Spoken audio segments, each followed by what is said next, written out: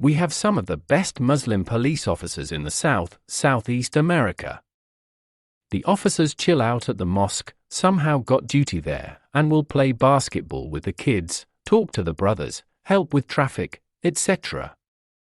In the mosque, you are not judged by your skin color, age, sex, or profession. You are judged by your character. If you are a corrupt and arrogant police officer, then yes, there is a high chance there will be issues. But not by others, by your own doing. There is no superiority for an Arab over a non-Arab, nor for a non-Arab over an Arab.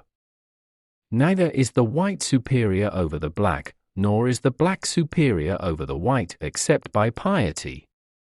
I'm not sure about the department part or if they have any issues, as I am not a police officer. We did have a Bengali police officer in Jersey, friend of a friend. And from what I heard is that they all liked him and had his back. So I guess it goes back to your personality?